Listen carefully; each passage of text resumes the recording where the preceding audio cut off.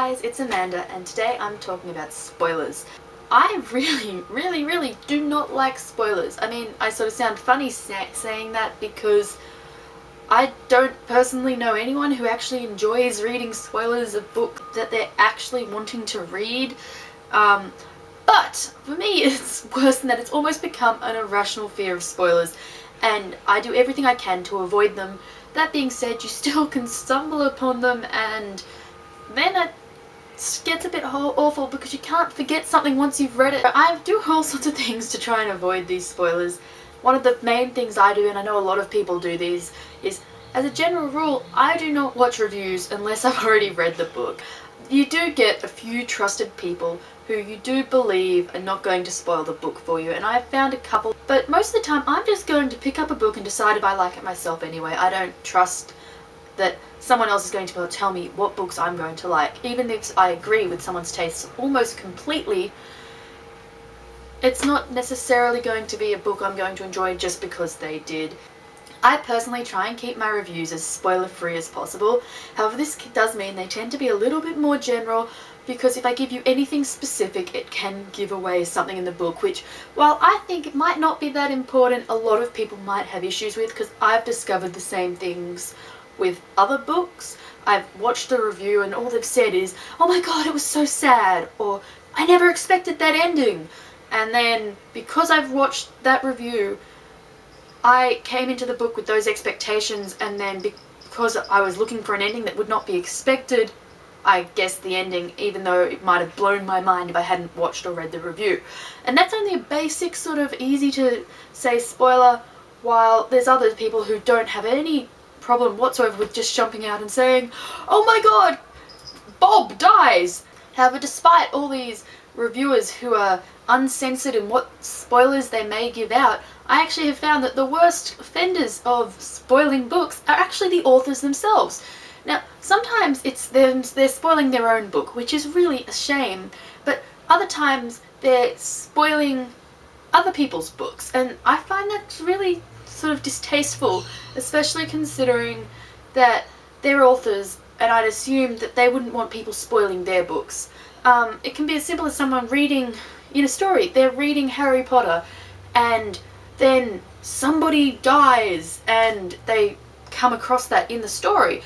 But if you hadn't read that Harry Potter book yet, it could wreck the Harry Potter series up until that point for you, and that would be a shame, because Harry Potter is such an amazing series. One set of books that I find authors often have absolutely no qualms about putting spoilers in is classics. If it's a classic, it's almost like it's okay to spoil it because anyone has read it and it's been around forever.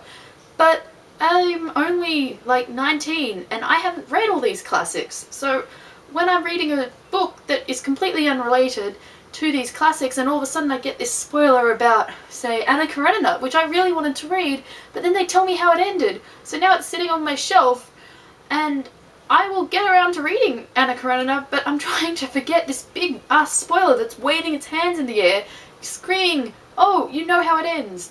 And look, it might be obvious from the book, I don't know, I haven't read it yet, but it seems a shame to spoil these classics for people who might actually turn around and read them. In some cases it is to be expected. If you're reading a retelling of Cinderella, you're going to have spoilers about the original Cinderella in there. However, if you are reading a retelling of Cinderella and all of a sudden they've got a spoiler about Alice in Wonderland, that has absolutely no connection, and although it might matter to the story itself, it's a shame that you can just throw spoilers into a book and all of a sudden it's okay just because these are really old books. On that note, at what point is it okay to give spoilers about books out? Classics, they've been around for ages, so apparently it's okay. Plus most of them have had movies made out about them. But what if I was to spoil a book that's 10 years old? Is that okay? Or what if I tell you what happens at the end of Harry Potter? It's been out for a while, most people have read it, and the movies have even been out for a while, so theoretically anyone who wants to read it will have known how it ends. But I know this isn't true because I know many people who are only just starting the series now, and that will always be the case because there's always going to be new people growing into these genres and then exploring these older books. So at what point is it okay? Is once the movie's out? once it's 50 years old, 100? At what point is it okay to spoil these books? As a general rule of thumb, like many booktubers, when I'm doing a review, I only give the amount of information on the plot that is available in the blurb. However, my fear of spoilers has led to me actually not even reading the blurb of so many books for fear that it will spoil it. If I know I am going to read this book, and it could be for any reason, if it's by one of my favourite authors, if it's part of a series I'm reading, or if someone recommends it to me and I really trust their recommendations, I will not read the blurb because I'm afraid of spoilers. This mostly started with when I read the blurb of Something Borrowed by Catherine Hapker. This is one of the Simon Pulse romantic comedies, and the blurb gives enough information to summarise everything that happens until 4/5 of the way through the book. You know which guy she's going to end up with because it says on the back, but she doesn't even get to the point of even considering this guy until right near the end of the book. I thought the way they had phrased the blurb that it would be happening after she had actually asked him, but it mostly was her asking other guys to this wedding, and in the end we know you're not going to pick them because the blurb told us so. If you're going to put a blurb, it needs to just be enough to summarise the general gist of the book, not the storyline up until the main conflict. That's my personal opinion. Please let me know, when do you think a blurb should stop giving information? Because in my opinion, if you're 4/5 of the way through the book and you've summarised it in 2 short paragraphs, then the blurb does not match the story. As a general rule, I think a blurb should not be covering more than the first 10% of a book. 10%, the introduction, that's it. Because otherwise you're going to give away the story, and even though I have reread most of these books, I haven't actually reread this one because it irritates me.